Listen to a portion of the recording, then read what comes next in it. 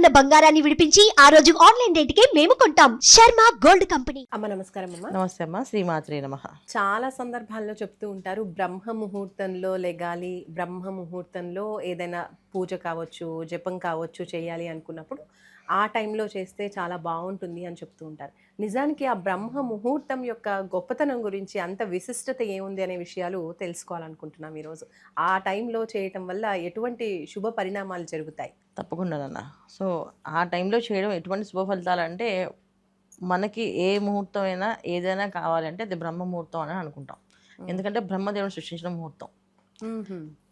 ఏదో అన్ని మొత్తం 24 గంటల్లో కొన్ని ముహూర్తాలు మాత్రం కొన్ని ప్రత్యేకతలు ఉంటాయి.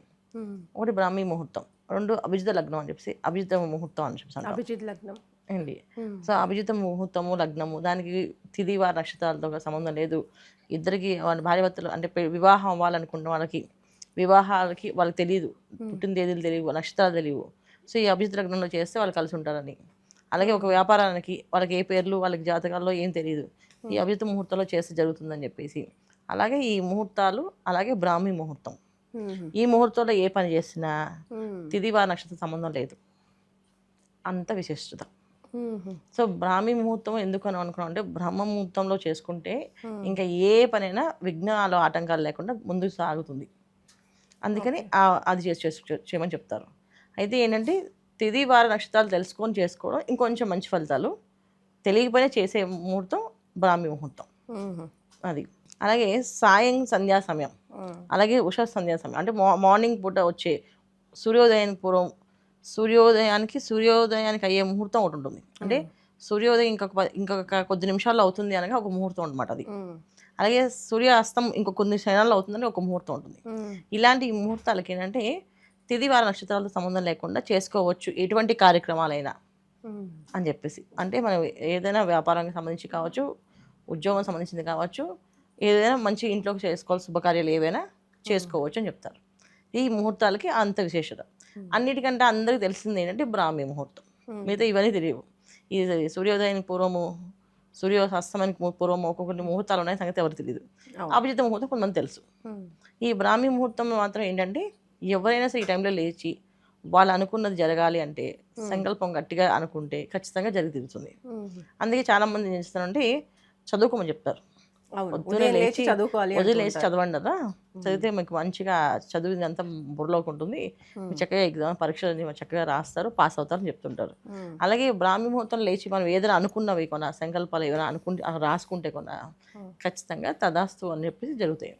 ఈ తదాస్తు దేవతలు తిరుగుతూ ఉంటారు, తదాస్తు అంటూ ఉంటారు అన్నారు. ఇవన్నీ కూడా బ్రాహ్మీ ముహూర్తంలో దేవతలు భూలోకంలో సంచరిస్తూ ఉంటారంట.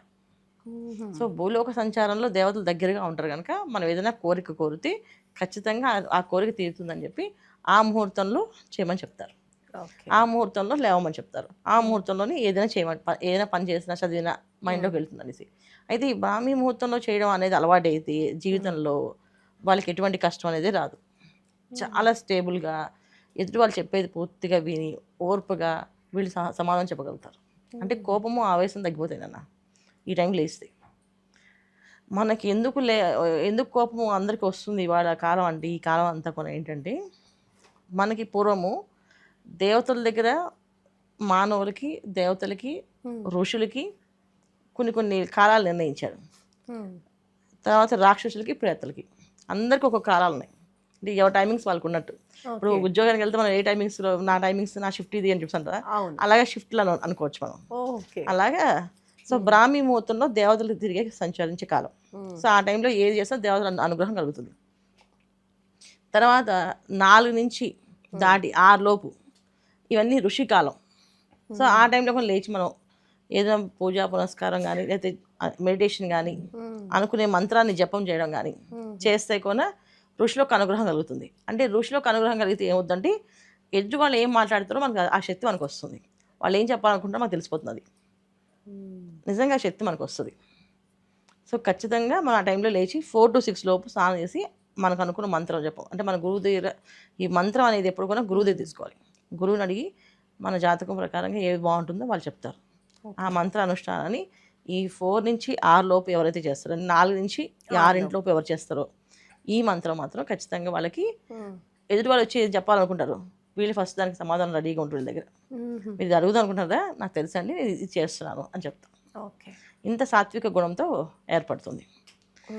6 నుంచి 7 అండి కొంచెం తామస గుణం అంటారు. అంటే ఏమంటారు చాలామంది కొంచెం దాన్ని ఏమంటారు అతిగా ఆలోచిస్తారంట కదా. నాకు ముందే నాకు మనుషులను చూడగానే అర్థమైపోతుందండి, వాళ్ళ మొహం చూడగానే నేను చెప్పగలుగుతానండి అని చెప్తూ ఉంటారు చాలామంది మనకి. సో పొద్దున్న 4 నుంచి 6 లోపు చేసే వాళ్ళేమో మనుషులు చెప్పే విషయాన్ని వాళ్ళకి తెలిసి వాళ్ళు చెప్పినా విని నాకు దానికి సమాధానం చెప్తారు ఓర్పుగా. కానీ 6 నుంచి 8 లోపు చేసే వాళ్ళందరికీ ఏంటంటే చూడగానే చెప్పేస్తుంటారు, నాకు మీ మొహం చూస్తే అర్థమైపోయింది మీరు ఏమడుగు అనుకుంటున్నారు అని చెప్పేస్తుంటారు. అసలు వాళ్ళు ఏమనుకుంటున్నారో అనేది వాళ్ళు చెప్పనీరు అసలు విన్నాం కాదు, వాళ్ళు అసలు చెప్పనీరు, వీళ్ళు చెప్పాల్సిందని చెప్పేస్తుంటారు. సో ఈ గుణం ఎక్కువ పెరుగుతుందని చెప్పి ఈ టైంలో తపస్సు జపం కంటే ఆ టైంలో చేయమని చెప్పి తపస్సుని పూజ కానీ మంత్రం కానీ ఆ టైంలో చేయమని చెప్తారు. ఈ టైంలో చేస్తామంటే ఇలా పెరుగుతుంది. ఇంకా 9 నుంచి 10 లోపు చేస్తే రజోగుణం అంటుంది. అంటే ఏంటంటే ఖచ్చితంగా కావాలి, నేను నీకు పూజ చేస్తే దీపం పెట్టాను నైవేద్యం పెట్టాను నాకు ఇచ్చేసేయి వరం, ఇంకా ఇవ్వాల్సిందే. అంటే ఇప్పుడు పూర్వం తపస్సు చేసే రాక్షసులు దేవుడిని వరం అడుగుతారు చూడు, నాకు నిజంగా ఆ వరం నువ్వు నాకు ఇచ్చావు నమ్మకం ఏంటి, నేను నీ తల మీద చేయబెట్టి వేసి చూస్తాను అయితే అప్పుడు నమ్ముతాను అని అంటే దేవుడే పరిగెట్టాల్సి పరిస్థితి వచ్చేది. ఎందుకు అలాంటి గుణాలు పెరుగుతాయి. సో ఈ టైంలో చేస్తే చెప్పాలి. అలాగని చెప్పని చేయొద్దు పూజ చేయొద్దు అని కాదు అర్థం. సో మనం లేవడం అనేది ఇంపార్టెంట్, స్నానం ఆచరించడం ఇంపార్టెంట్, మంత్ర జపం చేయడం ఇంపార్టెంట్. అవి బ్రాహ్మీ ముహూర్తం చేస్తే మనకి అనుకూలంగా లోకం అంతా ఏం కావాలనుకుంటున్నామో అది మనకి అనుకూలంగా చేసి పెడుతుంది. మనం అడగట్లేదు. బ్రాహ్మీ ముహూర్తంలో ఎవరైతే లేచి వాళ్ళ పని వాళ్ళు చేసుకుంటారో తపస్సు చేస్తే జపం చేస్తారో వాళ్ళకి ఏది కావాలో వాళ్ళ కాళ్ళ ముందుకు వస్తుంది. వాళ్ళు ఏది నోచేసి అడగట్లేదు. ఈ 9-10 లేచి ఎవరైతే చేస్తారో వాళ్ళన్నీ అడగాల్సిందే. అడిగినా కొన్ని తీరవు. ఎందుకంటే ఈ కాలం కలియుగం ఏంటంటే పాపాన్ని ఎక్కువగా పెంచుతూ ఉంటుంది, కర్మని ఎక్కువగా పెంచుతూ ఉంటుంది. అంటే కావాలని మనకి కోరిక కలిగించి దాని మీద వ్యామోహాన్ని పెంచి ఇంకా కావాలని ఒక కామంలోకి వెళ్ళిపోయి దాన్ని పాడు చేసుకుంటాం ఆ విషయాన్ని.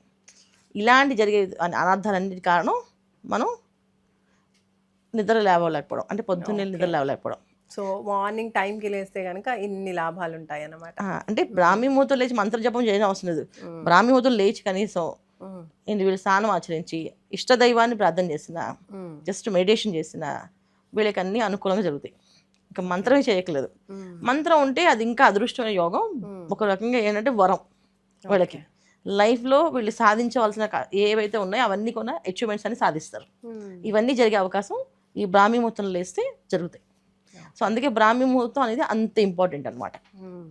ఓకే, రైట్ అమ్మా. అందుకనే చిన్నపిల్లల దగ్గర నుంచి పెద్దవాళ్ళ వరకు కూడా ఈ బ్రాహ్మీ ముహూర్తాన్ని ఫాలో అవుతూ చదువుకునే వాళ్ళు ఎక్కువగా బ్రాహ్మీ ముహూర్తంలో చదువుకోవాలి అని చెప్తూ ఉంటారు పెద్దవాళ్ళు. అవును. సో చదువుతో పాటు ప్రతి విషయంలో కూడా మనకి అనుకూలంగా ఉండాలంటే ఫస్ట్ స్టార్టింగ్ పాయింట్ బ్రాహ్మీ ముహూర్తంలో మనం నిద్ర లేచి మన డేని స్టార్ట్ చేయడం అనేది మనం అలవాటు చేసుకోవాలి. రైట్ అమ్మా, ధన్యవాదాలు. నమస్తే అమ్మా. శ్రీమాత్రే నమః. చూస్తూనే ఉండండి సుమన్ టీవీ. నమస్తే. సుమన్ టీవీలో మీ పర్సనల్ అండ్ బిజినెస్ ప్రమోషన్స్ కోసం కింది నెంబర్కి కాంటాక్ట్ చేయండి.